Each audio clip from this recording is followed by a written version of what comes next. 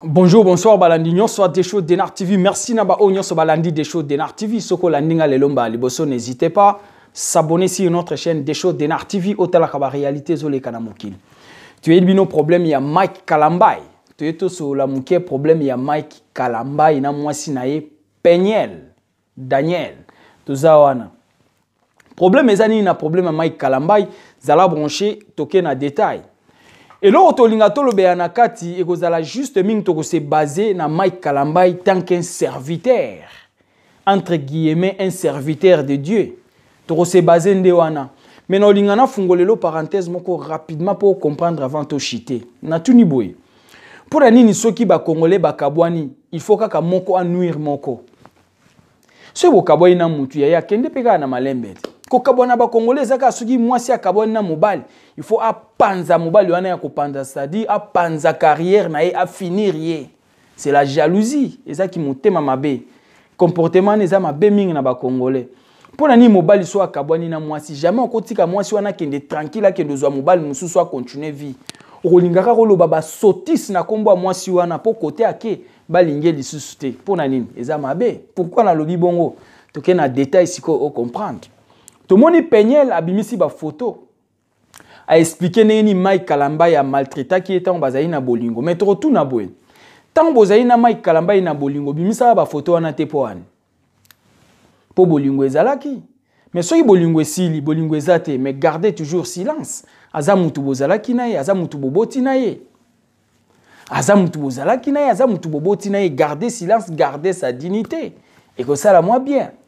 Nakangi parenthèse na lingaka pour comprendre que toza amité mama beso to kabwani to lingaka atan bo kabwani moko bonga te pona ni so bo kabwani tika mutu na muta tenter chance na ye ya vie na le bien on te pona défendre Mike Kalambay na fungoli parenthèse on a par rapport ya ba comportement ya ba congolais to qu'est-ce qu'on a problème à Mike Kalambay oyebi esali mawa pasi na soni komona Mike Kalambay azana ba comportement caché yango tolo baba sali mingi bazaya lokuta bana ba comportement caché ya po yeba ba comportement na bango kaka tant basi na bango ba dévoiler bango nde to yeba soki basi na bango ba dévoiler bango te ya bana ba comportement caché ils ne sont pas dédiés baza ba miyibi ba escroc Mike Kalambay un vrai ndumba ya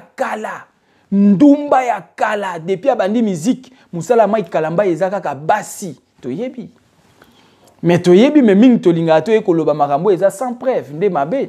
Mais ce que les autres se permettre toloba pour moi si oya yemo nde apesi sikoyo a relater apesi accès pour toloba apesi histoire abimisi ba preuve yango to ekoloba. Elo ni to nga toloba na kati wana. Ba Mike Kalambay nga ekamwisinga komona na tali ba video msu ya Mike Kalambay. Na moni Mike Kalambay azo solo azo ko sambelela mama moko achelie maboko mama ona azo kweya kwesi mutu en fait azo priele batu bazo kweya na lo babongo sko bato Mike Kalambay azo priele bango bazo kweya par rapport ya esprit ya impudicité azo kotsa bango yango azo kwesa bango to bazo kweya par rapport à quoi parce que Mike Kalambay n'est pas dédié tout ça wana Mike Kalambay aza mosali ya lokuta sko ba mama o Mike Kalambay puis yoka kaka ba mama nde bakweyaka ba pasteur ba monela ba mama boko isa biso ba papa te poani boyo kwesa batu lokwa biso ba desho boye sambelelanga pe ana kweya na ndima banda na botama pasteur monta kwesa nga pe mokota okwesa nga par rapport à quoi elo oni obimisa kati na ngezani na okiko kweya mukolo moko te na miyebi o naza pasteur mokota kwesa nga na kota ba séminaire na kota ba délivrance ya yo kwesa nga te okwe sangate ona kwe na kwe lini okwe singa na kwe ni otindika nga ya makasi otindika nga poani kangi parenthèse yoka ba Mike Kalambay ba basali andenge nini ya Mike Kalambay abali Peniel babande bolingo na bango na 2013 ndenge alobi Peniel babandi bolingo na 2015 ba problème ebandi po ba keko okeko bala NMPD 2013-2015 ba problème bandi Mike Kalambay azana basi na Kinshasa yango soki ka mutu apambwami mutu abungaka yango ya moboye Bible lobi nkolo alinga ate to pambwa mingi po soka pamboli biso to bungi c'est vrai Mike Kalambay liboso bande ko saela nkolo mettons ka nzamba pamboli Mike Kalambay Mike Kalambay abandi ko kindumba ko pengwa na ye yango wana Ngana bande kolanda banzembo Mike Kalambai, mais par après tu komona que non apengwa abima na nzela nzambe akoma gege. Tala ekiri na bango nyonso ba gege. Bazaki bango nyonso ba chanteur, ba gege nyonso ba komi ba pasteur. Et puis bazo milatsa ba kombo kaka bango moko. Banani bazo consacrer bango pour ba koma ba pasteur. Entre bango kaka. Pour nani basi ba comprendre que derrière la Bible il y a l'argent, il y a la vie facile. Non, comme on le Mike Kalambai a une église. Église au Mike Kalambai a cause une église anine, il y a ba impidique, il y a ba écobiste ou bien église a ba sataniste na ebité. Et ça l'église a banane, il y a ba écobiste, il y a ba miyibi, il y a ba escroc, to église a banane, to église a ba diabolo, ou église au Mike Kalambai a zana ngoana. Parce que na moni ba vidéo Mike Kalambai a zo sambele la batu ba okwe. Batu wana ba kwe par rapport à quoi? Ba kwe pour transmettre bango esprit ya impidicité tonine. Mutu mo va répondre. Et comme ici, nous c'est-à-dire Mike Kalambai a beta penyel au pena boma. Mike Kalambai balobi ki azaki na mwasi na Kinshasa, oui, biso toyebaka mwasi akayo ya Mike Kalambai ezaki Enis Olangi. Mwasi o Mike Kalambai batutu bayebaki mwasi esengelaki Mike Kalambai ya bala ezaki Enis Olangi. Mais d'un coup comme ça, Mike Kalambai a changé à vie. Pourquoi? Pour akutana ki na penyel, alandaki intérêt derrière penyel. Tolo ba vérité yaya. Abala penyel par accident. Abala penyel par accident. Penyel azaki mwasi ya Mike Kalambai te o ya visa ka bala na vie. C'est ça, c'est clair. Abala penyel alanda intérêt derrière penyel. Alanda intérêt derrière la famille de penyel. C'est ça. Oui, ba musicien, ba mendiant, ba escroc. Ko bandaka na ba o ya mokili tina bango nyonso ya nzambe ba escroc. Abalaka mwana mwasi au penyel alandaka nde ba intérêt a penyel azaki mwasi a vie na yete alandaka ba intérêt au Mike Kalambai ye moko ayebi eloko alandaka to yebi yango ayeko bala penyel o ezaki par intérêt aboti penyel baboti na penyel na ndenge bavandaki balibala mo ya lokuta ya ba intérêt au Mike Kalambai alandaki Mike Kalambai azaka na penyel na ndako mwasi na ye Enis Olangi na Kinshasa bazalaka kaka. Bien qu'il y ait penyel, mais moi si na Enis Olangi, bandai ko zalaka pe ba vivraka, ba sololaka. Kolongo wana Mike Kalambai azaki na mwasi mususu Diane Sarah, mwasi ya Mike Kalambai. Wana kutu ba oto yebi o mwasi ne moko atangi, bongo ba o mwasi ayeba kite. Na o mususu mwasi atangi te. C'est-à-dire basali ya Congo, ba serviteur ya Congo onyo so ba osela nkolo, bango tout presque ba escroc. Les lorsqu'on a comme Mike Kalambai a commis na église a sali lingomba mais na lingomba na eloni akesa na lingomba akeka ko sakanela basi parce que ba bengami na nkolote ba Mike Kalambai baza bato ba bengami na nkolote bazo sa la sentiment du corps baza ya nkolote ba Mike Kalambai baza ya nkolote ekiri na bango nyonso ba gege wana baza ya nkolote ba bengami te Mike Kalambai a beta mwana mwasi azaki azana zemi ya 5 mwana libumu Mike Kalambai a beta ye na ba photo obomuni ebimi wana a beta ye penyel na zemi ya 5 mois na libumu. Mais le mal c'est quoi? Mama yo po bombaka ba photo soki penyel obombaka ba photo oyeli biso on to sa na ngonini po bolingwe kufindo bimisi yango botan bolingwe ezaki obimisaki yango te poani au moins une partie bimaka nyeti jalousie olinga ko nuire vie ya Mike Kalambai batunsu ba oloba ngondengo wana. Eh oui, toke na ngonde ngwana ezaka ki jalousie pesko ekoti na kat so to kabwani po ni to kabwana na malembe te. Kende kakati olinga kai. Soke simbite kende kakati. Et salima wa pasi na soni des choses d'Enar TV rien que la vérité ni pour ni contre. Rouge comme rouge, noir comme noir. Voilà notre ambition sur des choses d'Enar TV. Biso a sentiment ezate non. Toko lo bate pour na sentiment mutu moko non. Ça c'est la jalousie aussi. Tant bozaki na yo bimisela biso ba photo te poani to ba comportement na poto to telemelango lelo po bokabwani ndo lingo nuiri bon osalikaka bien nzambe nda lingo nuiri paye poto yeba kaza ya yete aza ya diabulu c'est ça nkolo pe asaka na ndenge ya lingeli voilà elo ni esali biso passe komona mutu lokola Mike Kalambai et puis na fungoli susu deuxième point moi si na ya lobi tant bazo préparer nzembo bazo yembela bino wana ya loyembo motema ndenga mema bana basi na mouvement loyembo motema na loyembo motema ani za ba titre d'amour ba bolingo na bango ba osala na ba penyel bazo sala na ba nani na ba Enis Olangi bazo sala na ba Diane Sarah ba bolingo na bango ba mot d'amour ba langage d'amour na bango nde ba komi na kati wana landa nzembo na bango mona ba langage na bango bolingo ba komanaka batinda na ba message nde yango ba oke composer les biso banzembo soit disant que loyembo a motema nzoka oyemba bolingo a penyele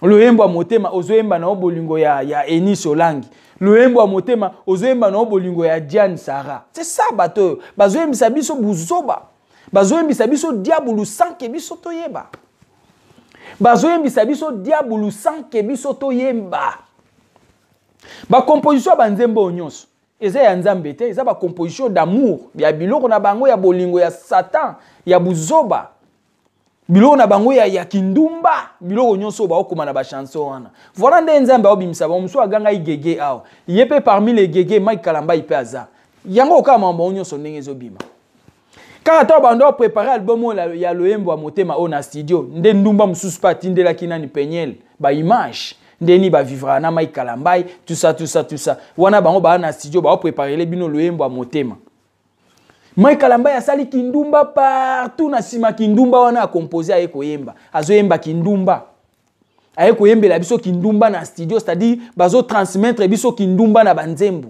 bazo transmettre esprit d'impudicité derrière les chansons, c'est ça.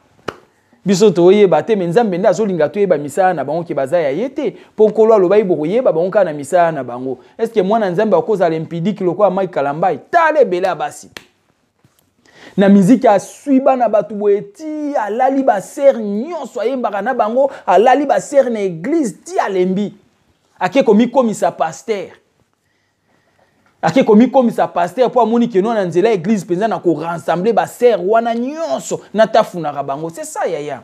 Na ye penye la ngo abini Mike Kalamba alinga ki na âge de 17 ans. Babando linga na âge de 17 ans, penye la zaki non mineur. Mais c'est ça.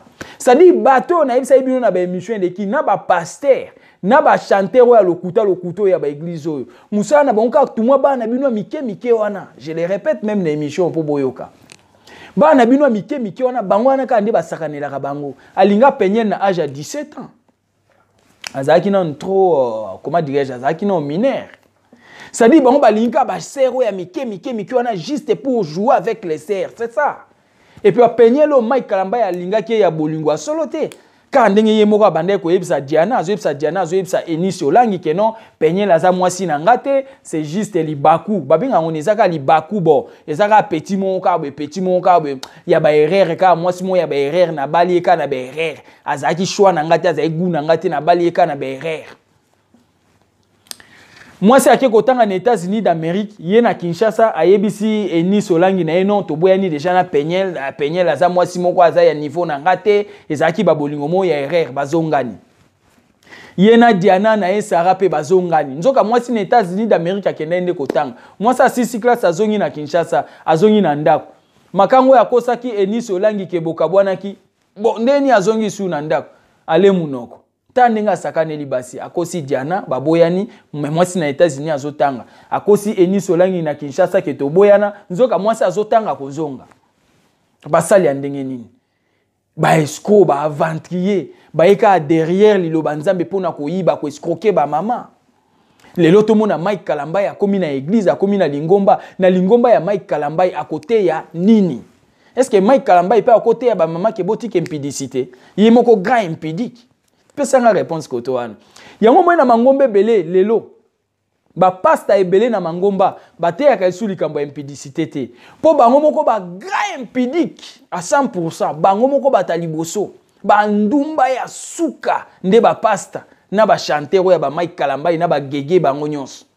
Jamais na ba église na bango koka ba ote impudicité. Non ba kote yango te. À côté a jamais impudicité parce que yemoko so azote yango il se met en fait yemoko. Soka te impudicité c'est-à-dire azomi beta marteau yemoko yango ba te yaka ba vexé wana te na ba église na bango ba fungola ka vexé wana te ba te yaka pe maloba wana te ba kima yango parce que soki ba te yango bazomi tia moto na vie na bango moko. Voilà. Nous on est là rien que la vérité. Voilà notre ambition. Et ça li bien te comme on a Mike Kalamba il façon à bêter la penyel na zemi à 5 mois na libumu. O eza viol fait contre la femme. Les viol fait contre la femme, tolobanine. Mais erreur est ça pourquoi nani peigner la loba qui a inventé pour nani. Oyo lobango après pour bobo yani biminyeti jalousie. Et ça li vient te tika toloba bien. Tant peigner mambo bimaki a liboso peigner moi si mabe ndumba Peniel impoli afingaka Mike Kalamba yango Mike Kalamba ya boyaki. Ebimaki liboso bongo. Bongo lelo sko ya Mike Kalamba ebimi to lobela sko ne Peniel nda komi bien. Liboso to ba Peniel aza mabe. Loko ebimi ya Mike Kalamba ale tozongi sko yo Peniel a komi bien Mike Kalamba ya mabe. Na Mike Kalamba na Peniel bango tout ba ventrier. Na Mike Kalamba na Peniel bango tout bandumba bango mibale bandumba mibale bakutanaki et simbi te bokabwani mtu amutake na point na 1.3. Et nous on est là. Rien que la vérité ni pour ni contre. Tika ko nuire pe vie ya mutu se bokabwani ya tika ko nuire vie ya mutu tika mwasi wana bokabwani ake isa la vie na ye azwa mobali mususu abala c'est important aza mwasi akende obala mwasi pe so bokabwani na mobali tika mobali wana akende kusala vie na ye aza mobali akende kobala mwasi mususu c'est important to tika mentalité ya kosala ka bokabwani na mutu lingo nuire kaka vie ya mutu wana epanzana ce n'est pas bien ce n'est pas normal. Mais l'on dit to conclure na vidéo oyo bato lokwa ba Mike Kalamba na tuni boy bato ba okendo sambe en église à Mike Kalamba ezapo ate ya bino nini. Est-ce que bato ba sambe en église à Mike Kalamba na tuni boy akotelo pe imposition de mi asambelelo a asambelelo nini a olongolo esprit nini po yemo azo transmettre na no esprit d'impudicité c'est quoi ko olongolo esprit nini. C'est ça nous on est là pour Mike Kalamba ya transmettre un esprit d'impudicité. Alors longolelo roté katino so bato ba ok telema na église pour ba sambela ba ok sambela nini nous on est là et ça libienté ba sali ya lokuta ba Mike Kalamba ya sakaneli bana basi na nzela musique ti alembi asaleli bango sko lingomba a rassembler bango nyos wana ko sakanela bango na ndenga liboma to mona e pasteur musu na Belgique bazo nyata e bambata na bandimine na église na talibwe na sutuki o bazo beta bambata bo e pasteur e asali nini a escroquer moi si à mon dimi na église alobi na mama ok ça le service na ndako service ya ko sa moi si na ndako ka so mobali abimi ake musala pasteur aye na poko aye service somba 20 on a ensemble lango to komela 20 on a ensemble pour mama lango aswa mama eko dévoiler pasteur ba beti pasteur ba mbata na Belgique pene ba boma to komi up na basali ya lelo.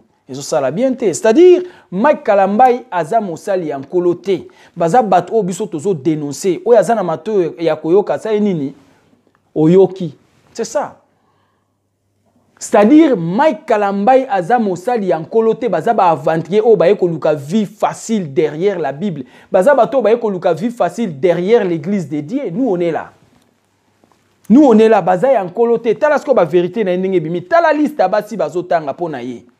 Maman a dévoilé ye ndumba ya mutu azo sala album na bino ya kumba soki loyembo motema na bandumba na kati bazo préparer album na bino ya kumbama soki kumbama na bandumba na kati donc ba maloba na nyonso ba yemba na kati ba maloba basola na bandumba bama kanisa taesi ko to utinga inayo na moma mina banzemba bandumba ba vocal bandumba ndumba zolela mobali biso to yemba ngo nzoka bango na bango ndumba ya mwasi na ndumba mobali balelani ale bazui vocal wana batie na kati eza bien te tata on to yo sutuka na retard ya baza ya nzambe te baza ya diabulu to éviter bato o esali bien te a beti mwana mwasi opena boma tango azo beta ye na bata wana za na zemi ya 5 mois mama na se ya bolingo aloba te lelo nde mama azo ya koloba mais sali mawa parce que ba acte bo eza bien te et lelo Mike Kalamba na église o sambelela bato o sambelela bango nini des questions to yeba ça dit bien te o to ngato lo bapona Mike Kalamba yango wana ça dit problème na Mike Kalamba na Peniel yango wana Peniel abimisi ba vérité ya Mike Kalamba ke Mike Kalamba aza mobulu aza mobali ya ndumba aza ya nzambe te aza na molimo ya impudicité yango Peniel aboyi ba se divorcer c'est ça en clair et bref. Les restes ba menace na bango eza mamba mwasi na mobali pe balandaka te to loba lelo boye to koloba ya Mike Kalamba na Peniel lobi to mona Peniel na zemi ya Mike Kalamba Josi Buzoberi yango makamsusu to loba to za na ba réserve ya mamba mwasi na mobali bakotaka te oyo azana mato ya koyoka sa nini oyoki ezalaki ya bino humble serviteur l'homme de bonne foi zala branché émission mususu za koya merci.